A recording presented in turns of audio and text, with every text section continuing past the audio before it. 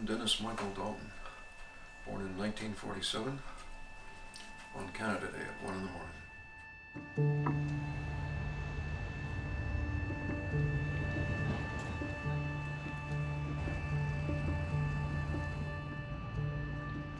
I just wanted to thank everyone and say that we're delighted to have Brian Dalton's work here in the gallery. Brian has done a series of local landmarks and he's going to tell you about that himself. So I'm just going to turn things over to him.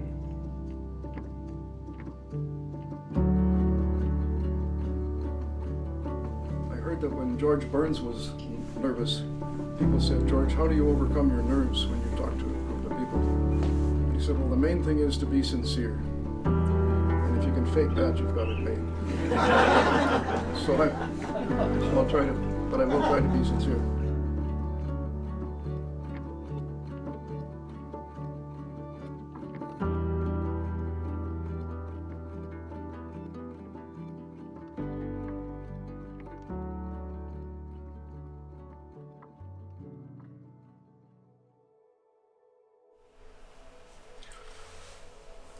What do my paintings mean to me? I guess like some people, they help me, that they mean that I'm still here, still alive, still doing something, still functioning in the thing that I seem to be obsessed to do.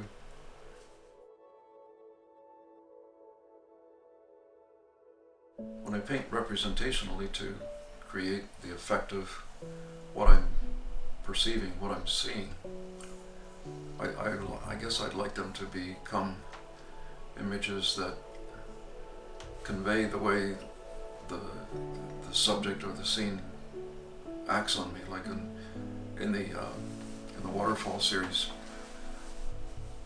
Like, it's hard to say what they mean to me because, in a sense, they don't have a sort of, paintings don't, for me, have a philosophical meaning. They recreate an image of that I perceive or that we perceive, and I think they become meaningful the way I work anyway when they carry the feeling or the atmosphere of the subject that I'm looking at.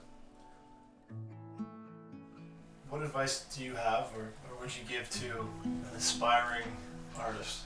It's always dangerous giving advice to anybody I know, because a lot of people look at advice as intrusive into their world, but I like advice, and I'm sure I've given lots of advice to young artists. I suppose the same kind of advice that universally applies to anybody who's doing anything, and that is be true to yourself, stick to your guns. And Joseph Campbell, one of my favorite writers and philosophers about mythology, used a phrase, "follow your bliss." By that he meant do the thing that makes you happy, do the thing that you find most satisfying, no matter what it is. But I would say just work at what you want to work at, and it will come. I don't think I have any life advice to give people, because life is pretty complicated.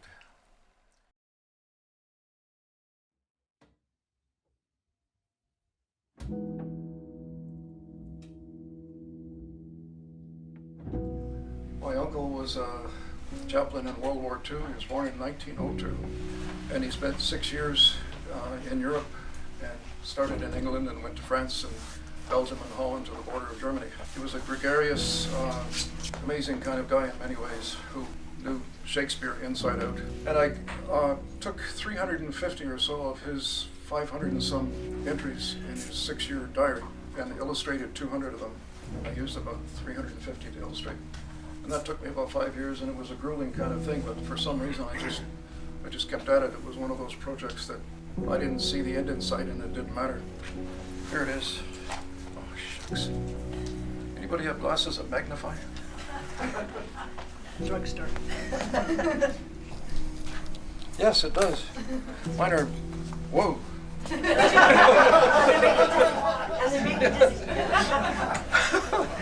My balance is got it. Holy mackerel. Okay, I'll focus on the book. Be warned, it's not for the faint-hearted, but it's what war is like. And I'm reading it because in this book you get the impression sometimes that old Mike glorified war. He glorified the human spirit and effort and men's courage and knowing that they could die. And the odds were great, they're going to die. But he never glorified war And here's what I wanted to read. This is an excerpt from a letter he wrote to his sister when her son died just a couple of months before the war ended. That was George. In this letter that he called The Unfinished Symphony, he wrote, "Isn't it just possible that there are some things more devastating than the ugliness of war?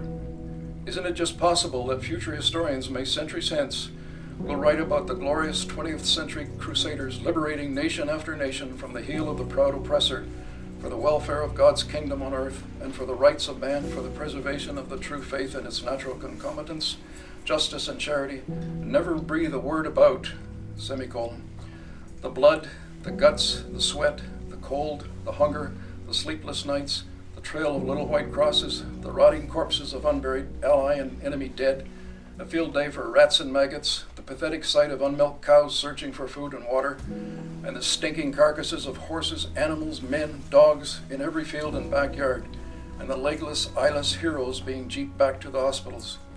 It happened before. We extol the valor of the Middle Age crusaders rescuing the Holy Land from the infidels without mentioning the horrors of that war. The social injustices of the world in our days may long be remembered after the ugliness of the war of our day is forgotten. If the victories of the latter do not stimulate us to march hand in hand for the new victories over the former, its evil, we will be looked upon as heartless, a generation of knaves and fools and selfishness, or a generation with a heart as big as the heart of the world. We shall nobly save a gasping civilization, so that even the Germans and Japanese and Italians will forever applaud the harmony of our singing, our symphonies spiritually, politically, and economically, and God will forever bless, or we shall cause the slogan of the admiring enemy of the early Christians, "See how these Christians love one another," that's a quote from Tertullian, to be mutilated and distorted by the enemies of our salvation, to become, these are Mike's words, "See how these Christians hate one another and murder one another." So that's his comment about war, and it strikes me that when we don't want to hurt people's tender sensibilities, we avoid saying stuff like that. But I think it's just as significant, especially for young people, to know how rotten war is, as it is for them to respect those who died in it.